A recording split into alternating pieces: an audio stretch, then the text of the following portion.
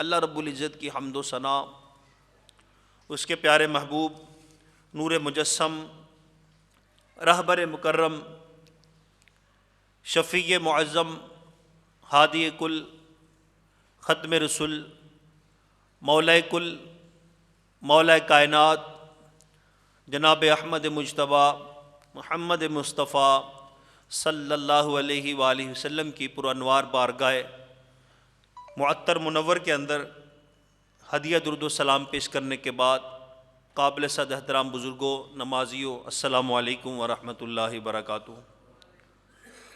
ماہ سیام کا تیسرا جمعۃ المبارک اپنی برکتیں اور اپنی رحمتیں اور اپنا فیضان لٹا رہا ہے۔ اللہ تعالیٰ اگلے سال پھر ہمیں یہ رمضان المبارک کی بابرکت گھڑیاں اور اس کے جمعے دیکھنا نصیب فرمائے۔ ایک اہم موضوع کی طرف آج کے جمعۃ المبارک کے اندر گفتگو کرنی ہے۔ ایک تعداد ہے جو سستی کا شکار ہیں اس معاملے کے اوپر، اور ایک تعداد ہے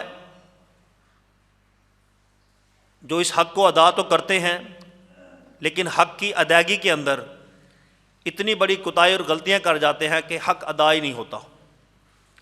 اللہ تعالیٰ نے ارشاد فرمایا وَأَقِیمُوا الصَّلَاةَ، نماز قائم کرو۔ جب نمازی بن جاؤ، اللہ کی بارگاہ میں جھکنے والے ہو جاؤ، تو پھر فرمایا وَآتُوا الزَّکَاةَ، اپنے مالوں کی زکوٰۃ ادا کرو۔ وَأَطِیعُوا الرَّسُولَ، اللہ کے رسول صلی اللہ علیہ وسلم کی پیروی کرو۔ لعلکم ترحمون، اس امید پہ کہ تم پہ رحم کر دیا جائے، شاید تم پہ رحم ہو جائے۔ نماز پڑھنے کے بعد اپنے مال سے زکوٰۃ نکالو۔ تو یہ اللہ تعالیٰ نے مسلمانوں کو، نمازیوں کو یہ حکم ارشاد فرمایا۔ درد و آلام کے مارے ہوئے کیا دیتے ہیں ہم، درد و آلام کے مارے ہوئے کیا دیتے ہیں ہم، تو بس ان کی نگاہوں کو دعا دیتے ہیں۔ عقل والوں کے نصیبوں میں کہاں ذوق جنوں، عشق والے ہیں جو ہر چیز لٹا دیتے ہیں۔ یعنی جو سمجھتے ہیں وہ اللہ کا حق ادا کرتے ہیں، پھر وہ اپنے مالوں کی زکوٰۃ نکالتے ہیں اور وہ سمجھتے ہیں کہ اس سے کم نہیں ہوتا، اس سے ہمارا مال بڑھتا ہی ہے۔ اللہ تعالیٰ نے ایک جگہ سے ارشاد فرمایا ان الذین آمنوا وعملوا الصالحات، اے ایمان والو نیک عمل کرو اور اپنے مال کی زکوٰۃ دو۔ اور پھر فرمایا کہ نہ تم پہ کوئی خوف رہے گا نہ کوئی غم رہے گا۔ جب بندے کے پاس مال زیادہ آ جاتا ہے تو پھر بندہ ایک خوف اور غم میں مبتلا ہو جاتا ہے کہ کہیں مال چوری نہ ہو جائے، ضائع نہ ہو جائے، خراب نہ ہو جائے۔ تو جن کے پاس مال ہیں، گودام ہیں، کارخانے، فیکٹریاں ہیں، بینک بیلنس ہیں، گاڑیاں ہیں، پلاٹ ہیں، ان کو ہر وقت خطرہ رہتا ہے کہ قبضہ نہ ہو جائے، کہیں چھوٹ نہ جائے، کہیں خراب نہ ہو جائے، کہیں کوئی اور نہ ہتھیا لے۔ تو فرمایا کہ جب تم اپنے مال کی زکوٰۃ نکالتے ہو تو اللہ تعالیٰ تمہاری ٹینشن ختم کر دیتا ہے۔ لا خوف علیہم ولا ہم یحزنون، نہ ان پہ کوئی خوف ہے نہ کوئی غم ہے۔ زکوٰۃ دینے کی ایک بڑی برکت یہ ہے کہ بندے کا رنج، خوف اور یہ غم ختم ہو جاتا ہے۔ پھر فرمایا کہ خشکی اور تری میں جو تمہارا مال ہلاک یا تلف ہوتا ہے یہ زکوٰۃ نہ دینے کی وجہ سے ہوتا ہے۔ فرمایا اپنے مالوں کی زکوٰۃ نکال کے اس کو مضبوط کلوں کے اندر قید کر لو۔ تو آئے روز ہم دیکھتے ہیں کہ پلازوں کے اندر آگ لگ گئی، پوری کی پوری مارکیٹ جل گئی، ڈاکہ پڑ گیا، راستے میں مال چھن گیا، پورا بحری جہاز جو تھا وہ پانی کے اندر ڈوب گیا، بیرون ملک مال تلف ہو گیا، فراڈ ہو گیا۔ اس کی اور وجوہات بھی ہو سکتی ہیں، آزمائش بھی ہو سکتی ہے، لیکن ایک بڑی وجہ یہ ہے کہ جب بندہ مال کی زکوٰۃ ادا نہیں کرتا، فرمایا خشکی اور تری میں مال ہی تمہارا اسی وجہ سے ہلاک ہوتا ہے۔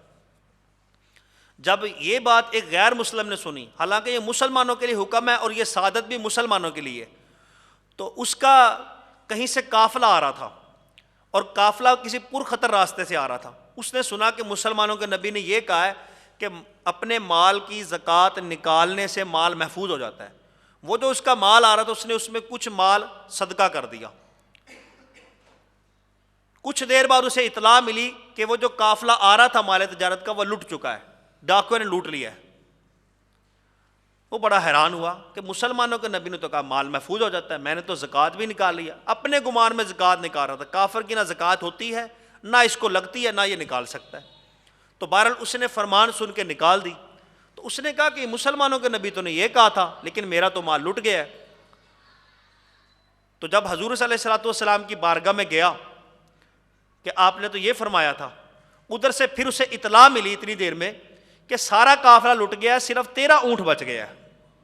کہ یہ کس طرح ہو سکتا ہے، سارے اونٹ لٹ جائیں، صرف ایک اونٹ ڈاکو چھوڑ دیں؟ تو رشتہ داری تھوڑی تھی جو اس کا اونٹ چھوڑ دیا۔ کہا نہیں، ایسی بات نہیں ہے، اصل میں معاملہ یہ تھا کہ جب قافلہ آ رہا تھا تو تیرے اونٹ کی ٹانگ ٹوٹ گئی تھی، اب وہ لنگلا لنگلا کے آہستہ آہستہ چلتا تھا، قافلے والوں نے سوچا کہ اس کو ملایا تو ہم پیچھے رہ جائیں گے، لہٰذا انہوں نے پیچھے چھوڑ دیا، قافلہ آگے نکل گیا۔ جب قافلہ آگے پہنچا تو ڈاکوؤں نے لوٹ لیا، 13 اونٹ پیچھے رہ گیا، اس لیے بچ گیا۔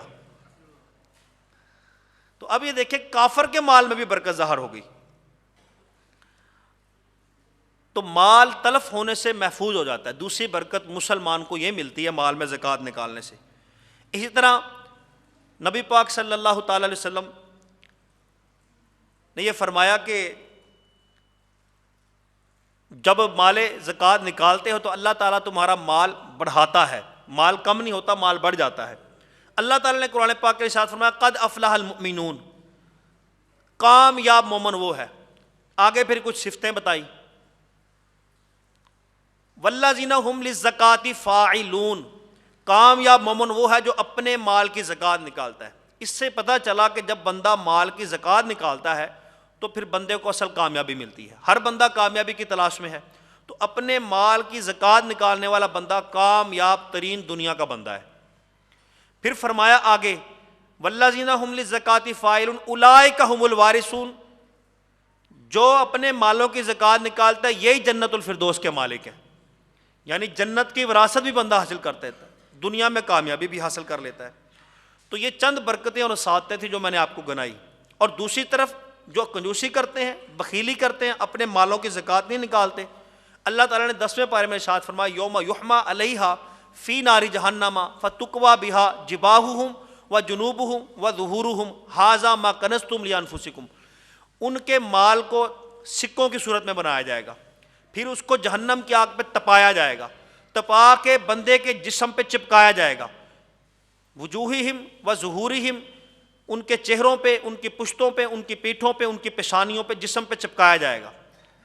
اب بندے کا مال زیادہ ہوگا، جسم تو بندے کا چھوٹا ہے، کہا جائے گا اس جہنمی کا جسم اتنا بڑا کر دیا جائے گا جتنی جگہ پہ سارا مال آئے گا، ہر سکہ علیحدہ جگہ پہ جسم پہ چپکایا جائے گا، اور جتنا مال ہوگا اتنا بڑا جسم کر دیا جائے گا، اور پھر کہا جائے گا ھذا ما کنزتم لانفسکم فذوقوا ما کنتم تکنزون، یہ وہ مال ہے جس کو تو جمع کرتا تھا، اس کا حق نہیں نکالتا تھا، اب لے اس مال کا مزہ۔ اسی طرح نبی پاک صلی اللہ علیہ وسلم نے فرمایا کہ قیامت والے دن بندے کا وہ مال جس کی اس نے زکوٰۃ نہیں نکالی ہوگی اشجع الاقرع کی صورت میں کر دیا جائے گا۔ اشجع الاقرع کہتے ہیں گنجے سانپ کو، اور گنجا سانپ انتہائی زہریلا ترین سانپ ہوتا ہے۔ بزرگوں نے یہ لکھا ہے ایک تحقیق کے مطابق کہ سانپ کی جب عمر 1000 سال ہو جاتی ہے تو پھر اس کے سر پہ بال نکلنا شروع ہوتے ہیں، اور پھر جب 1000 سال اور ہو جاتی ہے پھر اس کے بال جھڑنا شروع ہوتے ہیں اور وہ گنجا ہو جاتا ہے، یعنی جتنے اس کے بال جھڑتے ہیں اتنا اس کے اندر زہر زیادہ اور تیز ہو جاتا ہے۔ تو 2000 سال کی عمر کا سانپ انتہائی زہریلا خطرناک گنجا سانپ ہوتا ہے۔ حضور نے فرمایا جو مال کی زکوٰۃ نہیں نکالے گا وہ سانپ اس کے پیچھے دوڑایا جائے گا، دوڑا دوڑا کے اس کو تھکا دے گا، جب تھک جائے گا اس کے گلے میں توق بن کے وہ لپٹ جائے گا، اور اپنا جو ڈنگ ہے اس کے منہ کے اندر ڈالے گا اور اس کی باچھیں کھولے گا، کہے گا لے میں ہوں تیرا مال، تو اپنے مال کا مزہ چکھ۔ تو اس طرح بھی پھر عذاب دیا جائے گا۔ خلیفہ اول سیدنا صدیق اکبر رضی اللہ تعالیٰ عنہ کا جب دور آیا حضور صلی اللہ علیہ وسلم کے پردہ فرمانے کے بعد، تو لوگوں نے زکوٰۃ دینے سے انکار کر دیا۔ تو سیدنا ابو بکر صدیق رضی اللہ تعالیٰ نے جو پہلا فرمان اپنا فتویٰ جاری کیا وہ یہ تھا کہ جو زکوٰۃ نہیں دیں گے ہم ان کو قتل کر دیں گے۔ حضرت عمر فاروق رضی اللہ تعالیٰ عنہ نے سمجھایا کہ معاملہ نرم رکھیں، قتل نہ کریں، ان کو پکڑیں، ان کو کوئی سزا دیں۔ آپ نے فرمایا یہ زکوٰۃ دینے میں سستی نہیں کر رہے، یہ لوگ زکوٰۃ کا انکار کر رہے ہیں۔ تو خدا کی قسم جو رسول اللہ صلی اللہ علیہ وسلم کے دور کے اندر اونٹ دیتا تھا، اور اونٹ دینے کے ساتھ سامان کے ساتھ جو رسی دیتا تھا نا سامان باندھنے کے لیے، تو میرے دور کے اندر وہ سارا کچھ دے دے لیکن ایک رسی روک لے، میں اس کو بھی قتل کر دوں گا۔ تو حضرت عمر فاروق رضی اللہ تعالیٰ عنہ پھر جس نہج پہ بات کر رہے تھے وہ پردہ کھلا تو آپ نے فرمایا بالکل حق فرما رہے ہیں، یعنی اسلام کا ایک اتنا بڑا حق ہے اس کا یہ لوگ انکار کر رہے ہیں۔ اسی طرح حدیث مبارکہ کے اندر ہے کہ 3 قسم کے لوگ سب سے پہلے جہنم میں پھینکے جائیں گے۔ تو سب سے پہلا جہنمی جو جہنم میں پھینکا جائے گا وہ مالدار ہوگا جس نے اپنے مال کی زکوٰۃ نہیں نکالی ہوگی۔ اب بندہ اس سے غور کرے۔ نبی پاک صلی اللہ تعالی وسلم کے دور کے اندر ایک شخص تھا جس کا نام تھا ثعلبہ بن ابی حاتب، حضور کے پیچھے ساری نمازیں پڑھتا تھا۔ ایک دن نبی پاک صلی اللہ علیہ وسلم کی بارگاہ میں حاضر و عرض کی میرے لیے دعا کریں اللہ تعالیٰ مال کے اندر برکت دے دے۔ حضور نے فرمایا کہ تھوڑا مال زیادہ مال سے زیادہ بہتر ہے کہ بندہ شکر آسانی کے ساتھ کر سکتا ہے، اس کا حق ادا کر سکتا ہے۔ تو تھوڑے دنوں بعد پھر آیا، یا رسول اللہ صلی اللہ علیہ وسلم میں اس کا حق ادا کروں گا، میں سارے معاملات پورے کروں گا، آپ میرے لیے دعا کر دیں۔ جب اصرار کیا تو نبی پاک صلی اللہ علیہ وسلم نے دعا کر دی، یا اللہ ثعلبہ کے مال کے اندر برکت دے دے۔ اس نے ایک بکری خریدی، صحابہ فرماتے ہیں اس بکری سے پھر اتنا اضافہ ہوا، حضور کی دعا کی برکت تھی، جس طرح زمین کے اوپر کیڑے کی پیدائش ہوتی ہے نا، کیڑے بڑھتے ہیں، اس طرح بکریاں اس کے کیڑوں کی طرح پھیلنے لگی، اتنی زیادہ ہوگی کہ مدینے کے اندر رہائش اختیار کرنا مشکل ہو گیا۔ مدینے سے باہر ایک جگہ اس نے لے لی، وہاں ایک حویلی کے اندر اس نے اپنا مال رکھنا شروع کر دیا۔ پہلے نبی پاک صلی اللہ علیہ وسلم کے پیچھے 5 نمازیں پڑھتا تھا، اب حال یہ تھا کہ صرف صبح کی اور شام کی پڑھتا تھا، باقی چھوٹ جاتی تھی۔ یعنی مال کی پہلی منوسط یہ جاری ہوئی کہ حضور کے پیچھے نمازیں چھوٹ گئی، 5 میں سے 2 صرف رہ گئی۔ پھر مال اور بڑا، یہاں بھی جگہ تنگ ہو گئی، اب جنگل میں نکل گیا، اب وہاں اس نے مال رکھنا شروع کر دیا۔ اب وہ جو 2 تھی وہ بھی گئی اور جمعہ بھی گیا، جہاں ملا وقت وہاں جمعہ پڑھ لیا، جہاں ٹائم ملا وہاں نماز پڑھ لی۔ 5 نمازیں جو مسجد نبی میں ہوتی تھی وہ بھی گئی، جمعہ بھی گیا۔ ایک دن آقا کریم صلی اللہ علیہ وسلم نے پوچھا تو ثعلبہ کو کیا ہوا، وہ نظر نہیں آتا۔ عرض کی یا رسول اللہ صلی اللہ علیہ وسلم اس کا مال زیادہ ہو گیا، اس میں بس وہ مصروف رہتا ہے، اس کو ٹائم نہیں ملتا، اس لیے حاضر نہیں ہوتا۔ حضور نے فرمایا کہ افسوس، میں نے اسے کہا تھا کہ تھوڑے مال یہ زیادہ مال سے بہتر ہے، اسی پہ اللہ کا شکر کرو، لیکن وہ نہیں مانا، افسوس وہ ثعلبہ ہلاک ہو گیا۔ پھر کچھ عرصے کے بعد زکوٰۃ کا حکم نازل ہوا، تو نبی پاک صلی اللہ تعالی وسلم نے عاملین کو جو زکوٰۃ وصول کرنے پہ مقرر ہوتے ہیں ان کو بھیجا کہ جو امیر ترین لوگ ہیں ان کی لسٹیں بنائی کہ ان سے زکوٰۃ لے کے آؤ۔ تو بیچ میں ثعلبہ کا نام بھی تھا، تو وہ جو زکوٰۃ لینے والے تھے، کاؤنٹ کرنے والے، ثعلبہ کے پاس پہنچے، انہوں نے کہا کہ یہ تمہاری زکوٰۃ بنتی ہے 2۔ وہ کہنے لگا یہ تو بیجا اضافہ ہے، اسلام کے اندر ایک بوجھ ہے، یہ تو ایک ظلم ہے، سراسر ٹیکس ہے، میں نہیں دوں گا۔ پہلے تو باتیں بنائیں، پھر کہنے لگا تم آگے سے چکر لگا کے آؤ، میں واپسی پہ سوچتا ہوں۔ تو جب وہ آگے گئے تو اس نے اپنا کاؤنٹنگ کی حساب لگایا، اتنی 1000 بکریاں، اتنی زکوٰۃ نکلتی ہے، وہ تو انکاری ہو گیا، کہنے لگا کہ نہیں میں تو زکوٰۃ نہیں دوں گا۔ تو نبی پاک صلی اللہ تعالی وسلم کی بارگاہ میں عاملین پہنچے، ابھی انہوں نے بتایا نہیں تھا کہ اس نے زکوٰۃ نہیں دی اور کس نے دی ہے کس نے نہیں دی۔ حضور نے پہلے ہی پہنچ دیا اور ان کو دیکھتے ہی کہہ دیا غیب دان آقا نے کہ افسوس ثعلبہ ہلاک ہو گیا، افسوس ثعلبہ ہلاک ہو گیا۔ اللہ تعالیٰ نے یہ آیت نازل فرمائی وَمِنْهُمْ مَنْ عَاهَدَ اللَّهَ لَئِنْ آتَانَا مِنْ فَضْلِهِ لَنَصَّدَّقَنَّ وَلَنَكُونَنَّ مِنَ الصَّالِحِينَ فَلَمَّا آتَاهُم مِّن فَضْلِهِ بَخِلُوا مِنْهُ۔ اللہ نے فرمایا کہ محبوب وہ جو آپ کی بارگاہ میں پکے وعدے کرتے تھے کہ یا رسول اللہ ہمارے لیے دعا کر دیں، اگر اللہ نے مال دیا تو ہم اللہ کی راہ میں خرچ کریں گے، جب اللہ نے وسعت دی تو فَلَنَكُونَنَّ مِنَ الْخَاسِرِينَ، اب یہ کنجوس ہو گئے، اب مال سے زکوٰۃ نکالنے سے انہوں نے انکار کیا، تو اب یعنی اللہ نے رد فرما دی اس کی زکوٰۃ۔ جب یہ آیت نازل ہوئی اس کو پتہ چلا کہ قرآن نے مجھے کنجوس کہا ہے، قرآن نے مجھے بخیل کہا ہے، اور قرآن نے کہا کہ یہ وعدہ خلاف لوگ ہیں، تو لوگوں کے اندر میری بدنامی ہوگی، بڑی شرم کی بات ہے، میری تو بےزتی ہوگی۔ اب یہ دوڑا آیا زکوٰۃ لے کے، حضور صلی اللہ علیہ وسلم کو عرض کرنے لگا یا رسول اللہ یہ میرے مال کی زکوٰۃ ہے، قبول فرمائے۔ فرمایا اب ثعلبہ دیر ہو گئی ہے، اللہ نے تیری زکوٰۃ لینے سے انکار کر دیا ہے۔ اب یہ اپنے سر پہ مٹی ڈالتا تھا اور پاگلوں کی طرح ہر ٹائم پھرتا رہتا تھا، تو مٹی ڈالتا، ہائے افسوس مجھ پہ، میں ہلاک ہو گیا، نبی نے میری زکوٰۃ رد فرما دی، اللہ نے میری زکوٰۃ کا انکار کر دیا۔ حضرت ابو بکر صدیق رضی اللہ تعالیٰ عنہ کا دور آیا، اس دور کے اندر یہ زکوٰۃ لے کے پہنچا کہ شاید اب کچھ بگڑی بن گئے۔ صدیق اکبر نے کہا تیری زکوٰۃ اللہ رسول نے رد کر دی ہے، میں کس طرح قبول کر سکتا ہوں۔ عمر فاروق کے دور کے اندر آیا، کہا کہ خلیفہ اول نبی پاک اور اللہ نے تیری زکوٰۃ نہیں لی تو میں کس طرح لے سکتا ہوں۔ عثمان غنی کا دور آیا، انہوں نے بھی انکار کر دیا، بالآخر یہ بندہ پاگل ہو کے جنگلوں کے اندر اسی طرح یہ ہلاک اور برباد ہو گیا، اور مال بھی اس کا سارا ضائع ہو گیا۔ تو یہ وہ انجام تھا جو حضور کے دور کے اندر شخص تھا۔ تو یعنی مال کتنا بندے کو رلاتا ہے، کتنا ستاتا ہے، اور کس طرح بندے کو خوار کرتا ہے۔ ایک بڑی پیاری حکایت ہے کہ مال سے جو لوگ محبت رکھتے ہیں اور اس مال کی محبت کے اندر اللہ کا حق ادا نہیں کرتے، حضرت سیدنا عیسیٰ علیہ نبی علیہ الصلوۃ والسلام ایک مرتبہ سفر پہ جانے لگے تو ایک بندہ آپ کے پاس آ گیا، کہنے لگا میں آپ کی صحبت اختیار کرنا چاہتا ہوں، علم شریعت سیکھوں گا، کچھ دین سیکھوں گا، مجھے اپنے پاس رکھ لے۔ اس نے اصرار کیا، حضرت عیسیٰ علیہ السلام نے اپنے ساتھ رکھ لیا۔ آپ کی عادت ہے جب سفر پہ جاتے تھے کھانا ساتھ لے کے جاتے تھے۔ 3 روٹیاں تھیں آپ کے پاس، ایک روٹی آپ نے کھا لی، ایک اس نے کھا لی۔ اٹھ کے آپ پانی پینے کے لیے گئے، اس نے ایک روٹی چھپا لی، اس نے کہا آگے راستے میں ہو سکتا ہے پتہ نہیں کتنا لمبا سفر ہے، کھانا تو یہیں ختم ہو گیا، آگے ملے نہ ملے گا، جب مجھے بھوک لگے گی میں تو چھپ کے کھا لوں گا۔ اس نے ایک روٹی چھپا لی۔ حضرت عیسیٰ علیہ نبی علیہ الصلوۃ والسلام نے پوچھا کہ وہ روٹی کدھر گئی؟ کہنے لگا مجھے نہیں پتا کدھر گئی روٹی، آپ کو ہی پتا ہوگا آپ نے کدھر رکھی تھی۔ حضرت عیسیٰ علیہ السلام خاموش ہو گئے۔ راستے میں آگے جا رہے تھے، پھر بھوک لگی، کھانے کا ٹائم ہوا، ایک ہرنی پھر رہی تھی، اس کے ساتھ 2 بچے تھے۔ آپ نے ایک ہرنی کے بچے کو آواز دی، وہ دوڑتا ہوا آپ کے پاس آیا، آپ نے بلایا، ذبح کیا، اس کا گوشت بنایا، بھونا، اس کو بھی کھلایا، خود بھی کھایا۔ جو ہڈیاں بچ گئی ان کو اکٹھا کیا، اس پہ اپنا ہاتھ رکھا، کہا قم بإذن اللہ، اٹھ اللہ کے حکم سے۔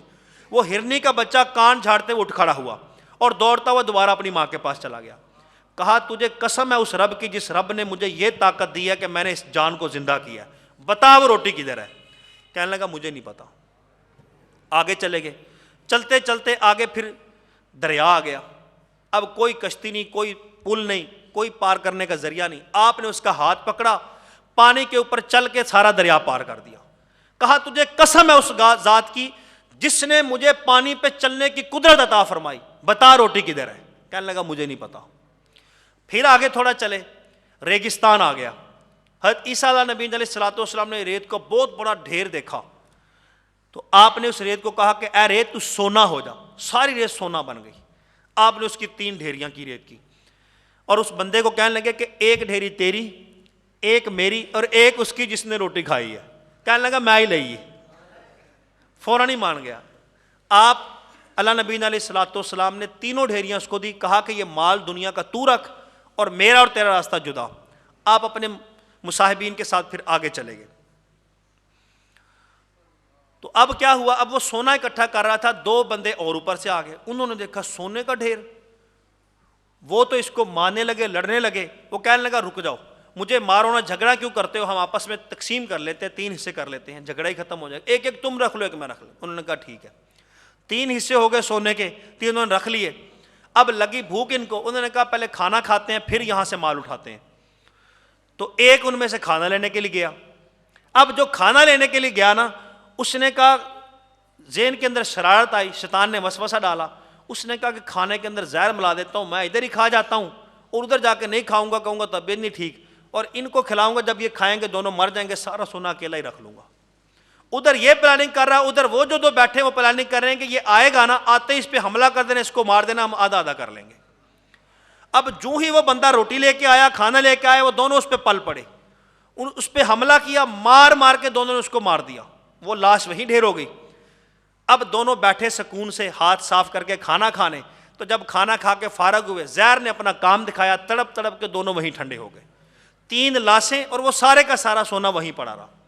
حضرت عیسیٰ علیہ السلام واپس آئے اور اپنے صحابہ کو کہا کہ دیکھو یہ ہے مال کی محبت، یہ ہے دنیا کا مال۔ کہا کسی کے ہاتھ نہیں آتی، یہ بڑا ستاتی ہے اور رلاتی ہے، اور یہ بندے کو بے سکون اور بے چین رکھتی ہے۔ بزرگ فرماتے ہیں کہ یہ دنیا کا جو مال ہے یہ بچھو ہے، اس کو وہی پکڑے جو اس کا ڈنگ، اس کے زہر کی تاثیر اس کو یعنی ہٹانے کی طاقت رکھتا ہو۔ کسی نے پوچھا کہ اس کے ڈنگ سے محفوظ رہنے کی کیا طریقہ ہے، تو انہوں نے بتایا کہ یہ مال ایسا بچھو ہے، اس کو وہی لے سکتا ہے جو اس کے ڈنگ سے بچ سکے۔ اس کا ڈنگ سے بچنے کا طریقہ یہ کہ حلال کمایا جائے، اور جب کما لیا جائے تو پھر اس میں سے اللہ کا حق یعنی زکوٰۃ ادا کی جائے۔ تو جب مال بنا تو سب سے پہلے اس سکے کو شیطان نے چوما اور اپنی پیشانی پہ لگایا، کہا کہ جو تجھ سے محبت کرے وہ میرا غلام ہے۔ تو اب یہ دنیا کا مال ہے، کمانا منع نہیں ہے، جتنا مرضی اکٹھا کرے کمائیں، لیکن اس سے محبت منع ہے کہ اتنی کنجوسی اور بخیلی کہ بندہ سال بعد بھی اس کی زکوٰۃ نہ نکالے، اللہ کی راہ میں صدقہ خیرات اور خرچ نہ کرے۔ اسی طرح کا انجام دوسرا قرآن نے قارون کا بتایا۔ حضرت موسیٰ علیہ نبی علیہ الصلوۃ والسلام کا کزن تھا، غریب تھا بڑا، لیکن بہت بڑا عالم تھا تورات کا۔ تو آپ نے اس کو علم کیمیا سکھا دیا۔ علم کیمیا سیکھنے کی برکت سے اس نے سونا بنانے کا گر سیکھ لیا کہ سونا کس طرح بناتا ہے۔ تو یہ سونا بنا کے اتنا بڑا یہ سنارا بن گیا کہ اس نے اپنا پورا محل سونے کا بنا لیا قارون نے۔ اور پھر قرآن پاک نے کہا ہے ان قارون کان من قوم موسیٰ فبغى علیہ وآتیناہ من الکنوز ما ان مفاتیحہ لتنوء بالعصبہ، کہ قارون کا جو خزانہ تھا 70 اونٹ تھے جو چابیوں سے لدے ہوتے تھے، جو صرف خزانوں کی چابیاں تھیں، وہ چابیوں سے 70 اونٹ لد کے چلتے تھے۔ آپ اندازہ لگائیں 70 اونٹے پہ تو صرف چابیاں آتی تھی، خزانے کا عالم کیا ہوگا، اتنا امیر ترین شخص تھا۔ تو جب زکوٰۃ کا حکم نازل ہوا، اللہ کے نبی موسیٰ علیہ السلام نے کہا زکوٰۃ نکالو، تو جب اس نے حساب لگایا تو وہ تو اربوں خربوں میں نکل رہا تھا، سونے کے محل، سونے کے خزانے، سونے کے گودام، اور وہ تو پریشان ہو گیا۔ اس نے بجائے اب وہ زکوٰۃ دینے کے بس موسیٰ علیہ السلام کو بدنام کرنے کی کوشش کی۔ ایک فاحشہ عورت کو تیار کیا، اس کو مال و دولت کا لالچ دیا، کہا کہ تم مجمع میں جب تقریر کر رہے ہوں گے الزام لگا دینا کہ موسیٰ علیہ السلام نے میرے ساتھ برا کیا ہے، مجھے چھیڑا ہے۔ وہ کھڑی ہو گئی تو موسیٰ علیہ السلام جلالی نبی تھی، آپ جلال میں آ گئے، تھر تھر کانپنے لگے غصے سے کہ اس نے مجھ پہ گناہ کا الزام لگا دیا ہے۔ تو آپ نے روب سے پوچھا کہ عورت بتا جس نے مجھے دریا پھاڑنے کی طاقت دی، جس نے 12 چشمے زمین سے نکالنے کی مجھے طاقت دی، جس نے میرے لیے من سلوہ نازل کیا، جس رب نے مجھ سے کلام کیا، جس نے میرے ڈنڈے کو اژدہا بنایا، بتا کیا معاملہ ہے۔ تو وہ عورت ڈر گئی، کانپ گئی۔ جب آپ کے جلال بھری تقریر اور آواز سنی، وہ کہنے لگی کہ آپ کا جو کزن ہے قارون، اس نے مجھے ورگلایا تھا۔ تو سارا وہ کچا چٹا سامنے آ گیا، کھل گیا۔ حضرت موسیٰ علیہ السلام بے داغ ثابت ہو گئے۔ تو اب اللہ کے نبی حضرت موسیٰ علیہ السلام نے دعا کی، اے اللہ اس پہ اپنا عذاب نازل کر۔ اللہ تعالیٰ نے فرمایا کہ اے موسیٰ تو زمین کو کہہ اس کو پکڑ۔ تو حضرت موسیٰ علیہ السلام نے زمین کو حکم دیا، زمین نے اس کو پکڑنا شروع کر دیا۔ تو 2 بندے اس کے ساتھ تھے، باقی کو موسیٰ علیہ السلام کے ساتھ تھیں۔ اب یہ زمین کے اندر دھنسنا شروع ہو گئے۔ نبی پاک صلی اللہ علیہ وسلم نے فرمایا کہ جب یہ زمین میں دھنس رہا تھا تو اس نے کہا کہ یہ سارا کام موسیٰ علیہ السلام نے میرے خزانے، میرا محل اور میرا سونا ہتھیانے کے لیے کیا ہے۔ تو حضرت موسیٰ علیہ السلام نے محل کی طرف بھی اشارہ کیا جو سونے کا بنا ہوا تھا۔ یا اللہ زمین کو کیا اس کو بھی پکڑ، اس کے خزانوں کو، اس کے گوداموں کو، اس کے سونے کے ڈھیروں کو بھی پکڑ۔ تو سارا سونا، سارا محل وہ بھی زمین میں دھنسنا شروع ہو گیا۔ حضور فرماتے ہیں کہ اس وقت پچھلی امتوں میں سے قارون کا سونا، خزانہ، محل اور قارون اور اس کے 2 ساتھی زمین کے اندر دھنس رہے ہیں۔ جب حضور بیان فرما رہے تھے تو فرماتے ہیں کہ اب بھی وہ زمین کے اندر مسلسل دھنستے چلے جا رہے ہیں، اور زکوٰۃ نہ دینے کا عذاب یہ کہ قیامت تک وہ زمین کے اندر دھنسائے جاتے رہیں گے۔ یعنی اتنا سخت گناہ اور عذاب ہے یہ۔ اسی طرح نبی پاک صلی اللہ تعالی وسلم نے فرمایا کہ بخیلی اور سخاوت یہ جہنم اور جنت کے اندر 2 درخت ہیں۔ سخاوت جو بندہ اللہ کی راہ میں نکالتا ہے یہ جنت کے اندر ایک درخت ہے، قیامت والے دن اللہ اس کو وہاں جگہ عطا فرمائے گا۔ اور جو نہیں مال نکالتا یہ جہنم کے اندر بخیلی ایک درخت ہے، اللہ تعالیٰ اس کو وہاں پھینکے گا۔ اسی طرح نبی پاک صلی اللہ علیہ وسلم نے بخاری کے اندر ایک دعا دی ہے، وہ میں آپ کو سناتا ہوں۔ فرمایا اللہم آتی منفقن، اللہم آتی ممسکن تلفن، یا اللہ جو تیری راہ میں مال نکالے منفقن اس کا مال بڑھا دے، اللہم آتی ممسکن، یا اللہ جو تیری راہ سے مال روکے تلفن اس کے مال کو تو برباد کر دے۔ اب یہ حضور کی دعا ہے جو بخاری شریف کے اندر ہے، یعنی زکوٰۃ نہ دینے والوں کے متعلق نبی پاک صلی اللہ علیہ وسلم کا یہ حکم فرمان موجود ہے، اس کا مال ہلاک کر دے۔ اور جو اللہ کی راہ میں نکالتے ہیں ان کو حضور نے یہ دعا دی ہے، تو جس کو نبی دعا دے دے پھر کس طرح ہو سکتا ہے رد ہو جائے، کس طرح ہو سکتا ہے اس میں برکت نازل نہ ہو۔ فرمایا اللہم آتی منفقن، جو تیری راہ میں نکالے یا اللہ اس کا مال بڑھا دے۔ تو خوش قسمت ہیں، تو اللہ کی رحمت ہے ان کے اوپر جو مسجد کے لیے، مدرسے کے لیے، غریبوں کے لیے، نیک کاموں کے اندر اور اپنے معاشرے کے اندر اور اللہ کا حق ادا کرتے ہیں، جو اپنا مال اللہ کی راہ کے اندر نکالتے ہیں۔ اسی طرح بنی اسرائیل کے اندر 3 بندے تھے، نبی پاک صلی اللہ تعالی وسلم نے یہ حدیث اپنے صحابہ کو سنائی۔ فرمایا کہ ایک کوڑا، ایک گنجا اور ایک اندھا، اللہ تعالیٰ نے ان کی آزمائش کرنا چاہیے۔ تو جب اللہ تعالیٰ کسی کو مال دیتا ہے تو پھر اللہ تعالیٰ بعض دفعہ آزمائش بھی کرتا ہے کہ یہ سختی میں میری راہ میں خرچ کرتا ہے کہ نہیں کرتا، یہ مصیبت کے اندر تنگ دستی میں بھی میری راہ میں نکالتا ہے کہ نہیں نکالتا۔ تو ایک فرشتہ انسانی شکل میں ان کے پاس آیا، سب سے پہلے کوڑے کے پاس آیا، کہا تو کیا چاہتا ہے؟ مجھے اللہ نے وہ طاقت دی ہے کہ میں ہر کام کر سکتا ہوں۔ اس نے کہا اگر تو کچھ کر سکتا ہے تو مجھے سب سے زیادہ محبوب اپنی جلد ہے، اپنا رنگ اور اپنا چہرہ ہے، لوگ اس سے نفرت کرتے ہیں، دعا کر میرا کوڑ دور ہو جائے۔ تو فرشتے نے اس کے جسم پہ ہاتھ پھیرا، اللہ نے اس کا جسم بھی حسین بنا دیا، چہرہ بھی خوبصورت بنا دیا اور داغ بھی ختم فرما دیے۔ کہا کہ اور کیا چاہتا ہے؟ کہا بس اور زندگی کا یہی ہے کہ بندے کا کوئی کاروبار کام ہو۔ تو کہا کون سا مال محبوب ہے؟ پچھلے زمانوں کے اندر جانوروں سے لوگ زیادہ کہا مجھے اونٹ محبوب ہے، تو اسے ایک اونٹ دے دیا۔ اب اونٹ میں اتنی برکت ہوئی کہ کئی اونٹ بن گئے، پورے کے پورے ریوڑ بن گئے، امیر ہو گیا۔ پھر وہ فرشتہ انسانی شکل کے اندر گنجے کے پاس آیا، کہا تو کیا چاہتا ہے؟ تو مانگ، جو مانگے گا عطا کیا جائے گا۔ اس نے کہا کہ میرا یہ عیب ہے جس سے میں بڑا شرمسار ہوں اور لوگ نفرت دلاتے ہیں اور جہاں بیٹھتا ہوں یہ عبث کا باعث بنتا ہے، تم دعا کرو میرے سل کے بار واپس آ جائے۔ اس کے سر پہ ہاتھ پھیرا تو گنجا بالکل ٹھیک ہو گیا۔ تو کہا اور تمہیں کیا چاہیے؟ کہا اور مال کاروبار چاہیے۔ کہا کون سا مال محبوب ہے؟ کہا گائیں۔ تو دعا کی، ایک گائیں دی اس کو، اس کے اندر برکت ہوئی، ایک بہت بڑا ریوڑ بن گیا۔ پھر فرشتہ جو انسانی شکل کے اندر حضور فرماتے ہیں گیا اندھے کے پاس، اندھے سے پوچھا تو کیا چاہتا ہے؟ اس نے کہا میں آنکھیں چاہتا ہوں۔ اس کی آنکھوں پہ ہاتھ پھیرا تو آنکھوں میں روشنی واپس آ گئی۔ اس نے کہا کون سا مال محبوب ہے؟ کہا بکری۔ اس کو بکری دی، بے تحاشا بکریاں ہو گئی۔ اب جب ان کے پاس مال بہت ہو گیا، فراوانی ہو گئی، ریل پیل ہو گئی، امیر ترین شخص ہو گئے، اب اللہ نے اسی فرشتے کو دوبارہ بھیجا، کہا جاؤ ان کی آزمائش کر کے آؤ۔ سب سے پہلے کوڑے کے پاس گیا، کہا کہ میں مسکین ہوں، مسافر ہوں، تمہارے مال کی مجھے حاجت ہے، اللہ کی راہ میں سے اس کا حق ادا کرتے کچھ نکالو، کیونکہ مسافر کو زکوٰۃ لگتی ہے۔ اس نے کہا زکوٰۃ نکالو اس کی۔ اس نے کہا کہ میرے تو اور بھی بڑے مسئلے ہیں، اور بھی بڑے کام ہیں، اور بھی بڑے کھاتے ہیں، میں نے کہاں کہاں پورے کرنے ہیں، میرے پاس نہیں ہے اتنا۔ اس نے کہا کہ غور کر، ایک وقت تو غریب تھا، کوڑا تھا، تیرے پاس کچھ بھی نہیں تھا۔ اس نے سرے سے انکار کیا۔ اس نے کہا نہیں، میرا تو جدی پشتی چلا آ رہا ہے، مجھے تو وراثت میں ملا ہے، تو کون ہے جو مجھے یہ تانا دینے والا؟ تو اب اس فرشتے نے دوبارہ ہاتھ پھیرا، اس کا سارا مال بھی ہلاک ہو گیا، دوبارہ وہ شخص کوڑا ہو گیا۔ کہا تیری میں آزمائش کرنے کے لیے آیا تھا۔ پھر دوسرے کے پاس گیا، گنجے سے بھی یہی سوال کیا کہ میں اللہ کی راہ کا مسافر ہوں، مسکین ہوں، مجھے کچھ دو، زکوٰۃ نکالنے کا حکم دیا۔ بہرحال اس نے بھی انکار کیا۔ اس کے بھی سر پہ ہاتھ پھیرا، دوبارہ وہ اپنی اصلی حالت میں آ گیا، اس کا بھی سارا مال ہلاک ہو گیا۔ اندھے کے پاس آیا، اندھے کو کہا کہ دیکھو اللہ نے تجھے آنکھیں عطا فرمائی ہیں، پہلے تو نبینا تھا، پہلے تو بے حال اور بے آسرا تھا، اللہ نے تجھے مال عطا فرمایا، تو لہٰذا اللہ کی راہ میں کچھ نکال، میری کچھ مدد کر، تو تجھے پہ حق بنتا ہے، اس حق میں سے کچھ نکال۔ وہ اندھا کہنے لگا واقعی یار اللہ کا بڑا کرم ہے مجھ پہ، ایک بکری کیا، تو جتنی چاہے، جتنی تجھے حاجت تو اس ریوڑ میں سے لے لے۔ اس فرشتے نے کہا کہ میں انسانی صورت میں آیا ہوا فرشتہ تھا، تو تم تینوں کی آزمائش کرنے کے لیے آیا تھا، تیرے دو ساتھی وہ دوبارہ اپنی اصلی صورت میں دوبارہ مسخ ہو گئے اور ان کے مال ہلاک ہو گئے، تو نے اللہ کا حق ادا کرنے کی نیت کی، اللہ تعالیٰ نے تیرے مال کے اندر اور برکت عطا فرما دی اور اللہ تعالیٰ نے تیری نعمت کو مزید بڑھا دیا۔ تو یہ نبی پاک صلی اللہ علیہ وسلم نے حدیث مبارکہ اپنے صحابہ کو سنائی۔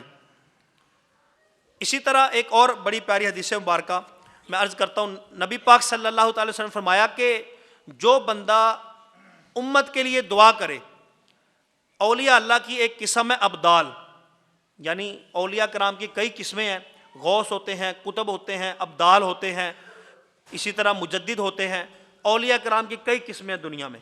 تو بہترین جو قسم ہے اولیاء کرام کی وہ ابدال ہے، جو ہر وقت روئے زمین کا نظام چلاتے ہیں، اس کے اوپر حکمرانی کرتے ہیں روحانی طور پہ۔ تو نبی پاک صلی اللہ تعالی وسلم نے فرمایا کہ جو بندہ امت کی بہتری کے لیے دعا کرے، یا اللہ امت کی تنگ دستی دور کر دے، ان کی پریشانی ختم کر دے، ان کی بے حالی، ان کی خوشحالی ختم کر دے، ان کو خوشحال کر دے، جو بندہ یہ دعا مانگے اللہ تعالیٰ اس کو اولیاء، ان اولیاء جو ابدال ہیں ان کی لسٹ میں شامل فرما لیتا ہے۔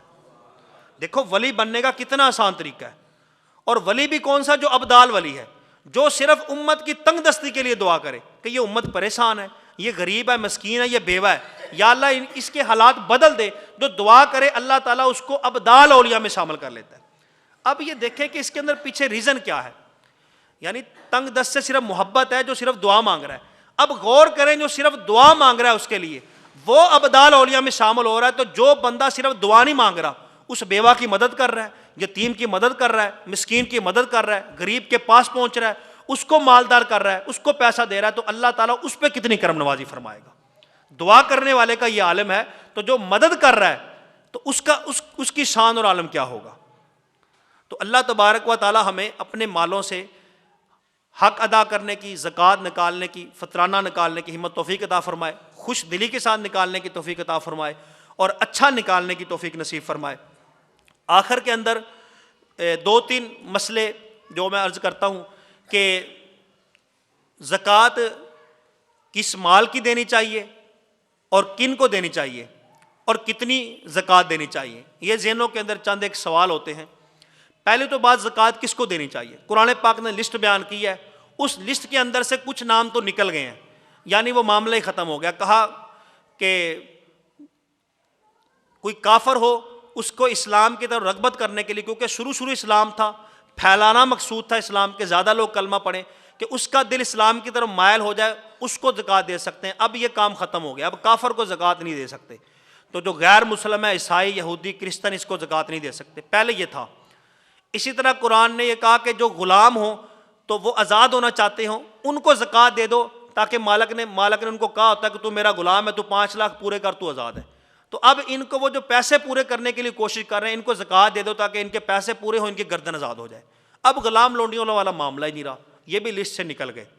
اور کہا عاملین کو زکوٰۃ دے سکتے ہیں, یعنی حضور بھیجتے تھے ایک گروہ کو, ایک ٹیم ہوتی تھی, اور ایک گروہ افراد ہوتے تھے, ایک قافلہ ہوتا تھا جو صرف زکوٰۃ اکٹھی کرتا تھا, پورے مدینے سے, مکے سے, پورے ملک سے جو زکوٰۃ اکٹھی کرتے تھے. اب ان کا کوئی اور کام نہیں ہوتا تھا.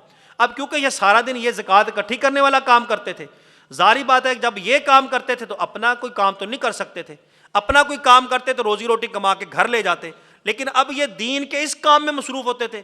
اب حضور نے فرمایا کہ ان کو بھی زکوٰۃ دو, یعنی ان کی تنخواہ سمجھ لیں, تنخواہ جو نکلتی ہے وہ زکوٰۃ کے, لیکن شرعی مسئلہ یہ ہے کہ اپنے ملازم کو تنخواہ زکوٰۃ کا مال بطور تنخواہ نہیں دے سکتے. لیکن وہ جو عاملین جاتے تھے وہ فی سبیل اللہ کام کرتے تھے, ان کو حضور نے فرمایا تھا کہ عاملین کو زکوٰۃ لگتی تھی, اور ان کو نکال کے اسی جو زکوٰۃ اکٹھی کر کے لے کے آتے تھے اس میں سے ان کو بھی دی جاتی تھی, کیونکہ اب وہ کوئی اور کاروبار اپنا کام نہیں کر سکتے تھے. اب یہ کام بھی ختم ہو گیا. تو لسٹ سے یہ 3 طرح کے افراد تو نکل گئے, غلام آزاد ہونے والا معاملہ, عاملین والا معاملہ بھی نکل گیا, اور دل کو اسلام کی طرف رغبت کرنے کے لیے کافر کو زکوٰۃ دینے. اب یہ 4 لسٹ کے اندر نام رہ گئے. قرآن پاک نے 10ویں پارے میں زکوٰۃ جن کو لگتی ہے وہ لسٹ بیان کی ہے. تو فقیر اسے کہتے ہیں کہ جو صاحب نصاب نہ ہو. صاحب نصاب وہ ہوتا ہے جس کے پاس 52.5 تولہ چاندی جتنے گھر کے اندر پیسے, رقم یا اتنا سامان موجود ہو,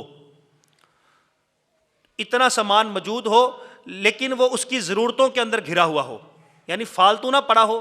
مثال کے طور پہ گھر کے اندر فریج, سامان, کپڑے وغیرہ, چیزیں وغیرہ ہوتی ہیں. 52.5 تولہ چاندی تقریباً آج کل یہ 22-23 روپے تولہ ہے, تو آج کل 1,15,000 سے 20,000 روپے کے درمیان 52.5 تولہ چاندی آ رہی ہے. تو 1,20,000 روپے جتنی جس کے گھر کے اندر سامان ہو لیکن وہ ضرورت کے اندر مصروف ہو, اس کے علاوہ اس کے پاس فالتو نہ ہو, تو ایسا بندہ جو ہے اس کو زکوٰۃ نہیں لگتی. لیکن اس سے کم جس کے پاس ہو, وہ شریف فقیر ہوتا ہے, اس کو زکوٰۃ لگتی ہے. اب بندہ دیکھ لے کہ جو صاحب نصاب نہیں ہے تو اس کو زکوٰۃ لگتی ہے. اسی طرح مسکین اسے کہتے ہیں جس کے پاس کھانے پینے کا بھی کچھ نہ ہو, یعنی کہ وہ سوال کرنے کا محتاج ہو, تو بے سر و آسرا اور سامان ہو, اس کے پاس آج کے دن کا بھی کھانا نہ ہو, وہ ہوتا ہے مسکین. تو مسکین کو بھی لگتی ہے, فقیر کو بھی لگتی ہے. مقروض دیکھ لیں جس کے اوپر اتنا قرضے کا بوجھ ہو کہ اگر وہ قرضہ نکالے تو گھر کا خرچہ نہیں پورا کر سکتا, اگر گھر کا خرچہ پورا کرے تو قرضہ نہیں ادا کر سکتا, تو مقروض کو بھی. اسی طرح فرمایا مسافر کی پھر آگے کئی قسمیں ہیں. جو طالب علم ہے, جو دین کی راہ میں نکلا ہوا دین پڑھ رہا ہے, وہ بھی حضور نے فرمایا مسافر ہے, تو طالب علم کو بھی دے سکتے ہیں. اسی طرح جو حج کرنا چاہتا ہے اور حج کے پیسے پورے نہیں ہو رہے, فرمایا اس کو بھی زکوٰۃ دے کے, یہ اللہ کی راہ کا مسافر ہے. جو جہاد کرنا چاہتا ہے یہ بھی مسافر ہے, اس کی مدد کر سکتے ہیں, اس کو سواری دے سکتے ہیں. تو یوں مسافر کو, مقروض کو, مسکین کو, فقیر کو, یہ 4 کیٹیگریاں ان کو زکوٰۃ لگتی ہے. ان میں سے بھی ہر ایک کو نہیں لگتی. ان کو یہ زکوٰۃ کے مستحقین ہیں, صرف ان کو زکوٰۃ لگ سکتی ہے. ان میں سے بھی جو فقیر, مسکین, مقروض اور جو مسافر ہوگا, اگر تو ہوگا سید تو اس کو زکوٰۃ نہیں دے سکتے، کیونکہ اس کی نسبت ہے نبی کے ساتھ، اور یہ جو ذات زکوٰۃ نکال رہی ہے ہمارے مال کی میل اور کچیل ہے، تو نبی کی جو نسبت ہے یہ بندے کو بڑا اعزاز دلاتی ہے، تو بطور اعزاز ان کو مال کا میل کچیل نہیں لگتا۔ سید چاہے علوی ہو چاہے فاطمی ہو، کوئی بھی سید ہو تو اس کو زکوٰۃ نہیں لگتی۔ ایک یہ جو لسٹ بیان کی ہے، اگر یہ بد مذہب یا کافر ہو تو ان کو بھی زکوٰۃ نہیں لگتی۔ کافر کیونکہ غیر مسلم ہے، اسلام کی شرط ہی نہیں پائی جاتی۔ بد مذہب کیونکہ وہ صحابہ کا گستاخ ہوگا یا اہل بیت کا، یا نبی پاک صلی اللہ علیہ وسلم کا گستاخ ہوگا، یا اسلام کی شعار کو نہیں مانتا ہوگا۔ بے شمار فرقے ایسے ہیں جو کبھی صحابہ کو گالیاں نکال رہے ہیں، کوئی اہل بیت کو برا بھلا کہہ رہے ہیں، کوئی کسی انداز میں یعنی اسلام کے اوپر تان و تشنیع کرتے ہیں۔ تو بد مذہب کو اگرچہ رشتہ داروں میں ہے یا باہر ہے، اگر دی زکوٰۃ تو علماء کا یہ فتویٰ ہے کہ زکوٰۃ ضائع ہو جائے گی۔ کافر کو نہیں دے سکتے، بد مذہب کو نہیں دے سکتے، سید کو نہیں دے سکتے زکوٰۃ۔ اسی طرح جو زکوٰۃ ہے وہ اپنے رشتہ داروں میں سے اپنے اصل اور فروع کو نہیں دے سکتے۔ اصل سے مراد جو بندے کے ماں باپ ہیں، اور ماں باپ کے جو ماں باپ ہیں یعنی نانا نانی، دادا دادی اور ماں باپ، یہ بندے کی اصل ہیں جن سے بندہ پیدا ہوا ہے، جن سے بندے کی نسل چلی ہے، تو اپنی اصل کو زکوٰۃ۔ اپنی فروع جس سے بندے کی نسل آگے چل رہی ہے، یعنی اس سے جو آگے نسل نکلی ہے اس کی شاخ، اپنی فروع کو زکوٰۃ نہیں دے سکتے۔ فروع کے اندر بیٹا بیٹی آتے ہیں، اور پھر بیٹا بیٹی کے آگے بیٹا بیٹی نیچے تک، یعنی پوتا پوتی نواسا نواسی، یہ بھی آ جاتے ہیں۔ بیٹا بیٹی پوتا پوتی نواسا نواسی نیچے تک اپنی نسل کو نہیں دے سکتے، اور جس کی نسل سے یہ آیا ہے نانا نانی، دادا دادی، ماں باپ، اس کو زکوٰۃ نہیں دے سکتا۔ اور خاوند اگر شادی شدہ ہے تو اپنی بیوی کو، اگر بیوی ہے تو اپنے خاوند کو۔ شادی شدہ جوڑا اپنے آپ ایک دوسرے کو زکوٰۃ نہیں دے سکتے۔ تو یہ دائرہ کار شریعت نے بیان کیا ہے کہ ان کو نہیں دے سکتے، ان کو چھوڑ کے پھر آپ جس کو چاہیں، یہ جو مستحقین کی لسٹ ہے، مستحقین میں سے دیکھ لیں، وہ سید نہ ہو، وہ بد مذہب نہ ہو، وہ کافر نہ ہو، اپنے اصول اور فروع رشتہ داروں میں سے نہ ہو، پھر جو بھی ہو آپ اس کو زکوٰۃ دے سکتے ہیں۔ اب زکوٰۃ کن چیزوں کی ہوتی ہے؟ شریعت نے 3 چیزوں پہ زکوٰۃ مقرر کی ہے۔ بعض لوگ وہ غلط فہمی میں مبتلا ہوتے ہیں، ہر چیز کی زکوٰۃ نکال رہے ہوتے ہیں اور مسئلے کا پتہ نہیں ہوتا، فالتو بھی زکوٰۃ نکال رہے ہوتے ہیں، اور کئیوں پہ زکوٰۃ فرض ہو رہی ہوتی نہیں نکال رہے ہوتے۔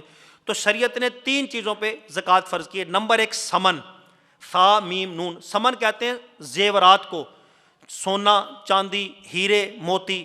اب یہ جو زیورات ہیں یہ کسی بھی صورت میں ہوں، چاہے ڈلی کی صورت میں محفوظ رکھے ہوئے ہوں، چاہے یہ زیور کی صورت میں محفوظ رکھے ہوں، یا چاہے ان کو استعمال کیا جا رہا ہو، یا ان کو بکسے پیٹی میں بند کر کے رکھا ہو، یہ جس صورت میں بھی پڑے ہوں گے، جس کے پاس بھی پڑے ہوں گے، ان کے اوپر زکوٰۃ فرض ہے۔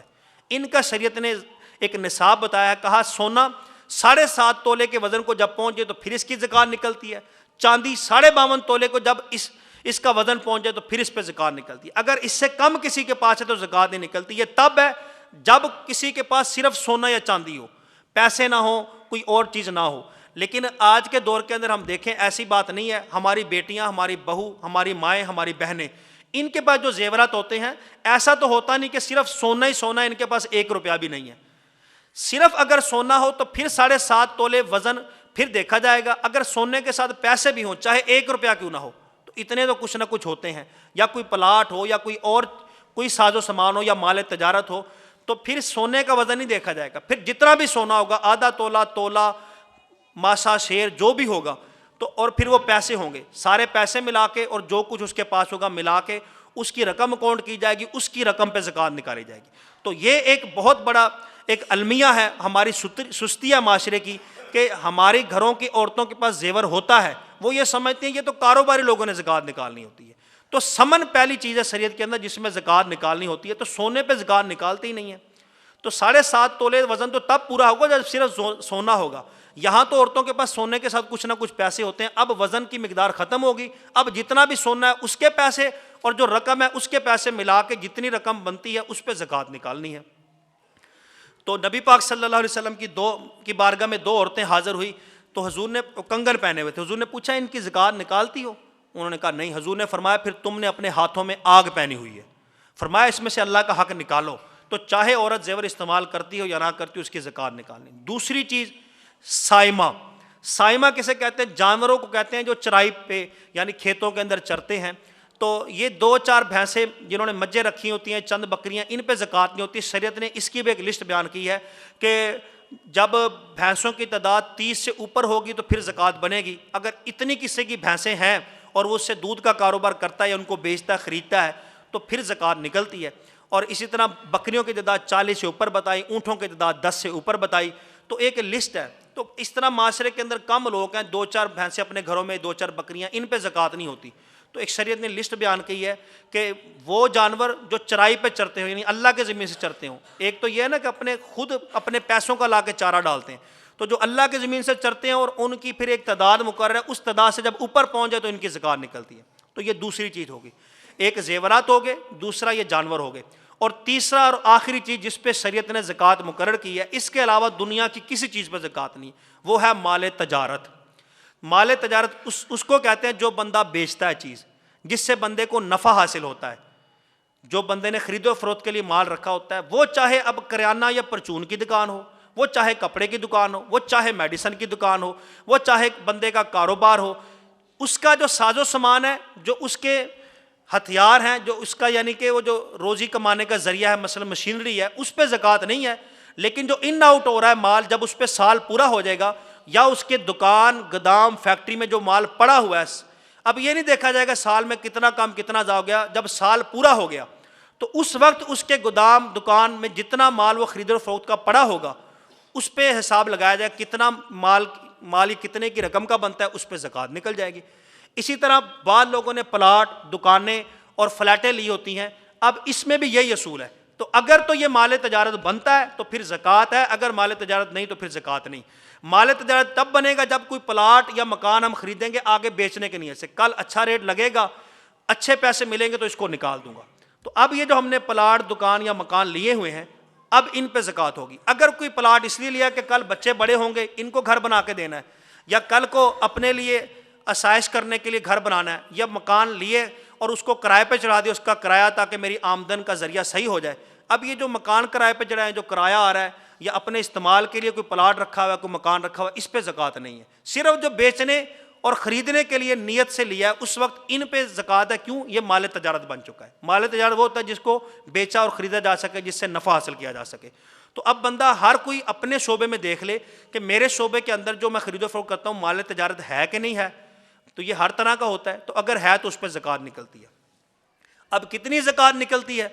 تو اب تھوڑے سے بھی نہیں نکلتی. جب 52.5 تولے چاندی کے برابر یہ مال تجارت ہو جائے تو تب نکلتی ہے, اگر کم ہو تو پھر نکلتی. کسی کی دکان ہے چھوٹی سی, 52.5 تولے چاندی سے کم مال پڑا ہوا ہے تو اس کی تو زکوٰۃ بنتی نہیں. 52.5 تولے چاندی جتنے کی آتی, اتنی رقم یا اس سے زیادہ کا مال پڑا ہوا ہے, تو اب وہ مال تجارت پہ سال بھی پورا ہو گیا ہے, اب زکوٰۃ نکلتی ہے, اب اس نے زکوٰۃ نکالنی ہے. اب وہ کسی طرح کا بھی دکاندار یا سوداگر ہے, بیچنے والا ہے, دکان گودام فیکٹری جو بھی ہے, وہ اپنا حساب لگا لے.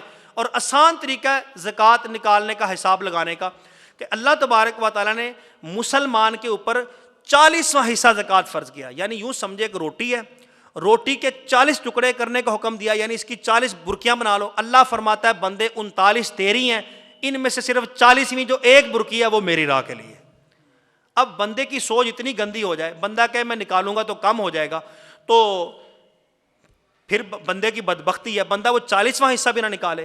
تو 40واں حصہ 2.5% بنتا ہے, یعنی 100 روپے میں 2.5 روپے زکوٰۃ بنتی ہے 40واں حصہ. تو 40واں حصہ اسلام نے ہم پہ زکوٰۃ فرض کی ہے. اب جو بندے زکوٰۃ نکالتے ہیں ان کی ہر سال زکوٰۃ بڑھتی ہے. اب وہ غور کریں ایک طرف, یعنی پچھلے سال زکوٰۃ تھی 5 لاکھ, اس سال زکوٰۃ ہوگی 10 لاکھ, اگلے سال ہوگی 15 لاکھ. تو اب یہ نہ دیکھے کہ میرا مال زیادہ نکل رہا ہے, یہ دیکھے کہ میرا کاروبار بڑا ہے, میرا مال زیادہ ہوا ہے تو زکوٰۃ زیادہ بنی ہے, یعنی زکوٰۃ نکال رہا ہوں, اس سے اللہ مال میں برکت دے رہا ہے. بندہ یہ سوچے. تو اب نکالنے کا آسان طریقہ یہ ہے کہ کسی عالم کے پاس, مفتی کے پاس فتویٰ لینے کی جانے کی ضرورت نہیں, حساب لگوانے کی ضرورت نہیں. آپ کے پاس موبائل ہے, کیلکولیٹر ہے, آسانی کے ساتھ حساب لگا سکتے ہیں.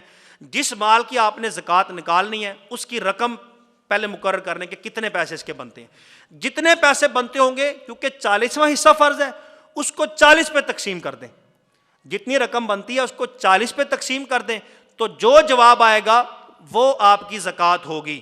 مثال کے طور پہ یہ 1 لاکھ روپیہ ہے, 1 لاکھ روپے اس کو میں تقسیم کر رہا ہوں 40 پہ.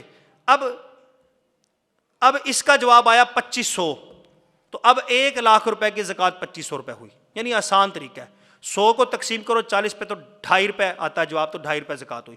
تو آسان زکوٰۃ کی کاؤنٹنگ کرنے کا آسان طریقہ ہے, اپنے کل مال کو 40 پہ تقسیم کریں, تقسیم ہونے کے بعد جو حاصل جواب آئے گا وہ آپ کی زکوٰۃ کی رقم ہوگی، اس کو آپ اللہ کی راہ میں خرچ کریں۔ اللہ تعالیٰ کی بارگاہ میں دعا ہے جو احکام و مسائل فضائل سنیں، اللہ تعالیٰ یاد رکھنے کی عمل کرنے کی توفیق عطا فرمائے، اور جو اللہ تعالیٰ کا حق ہے مال کا، اس کو بخوبی احسن انجام سے انجام دینے کی توفیق نصیب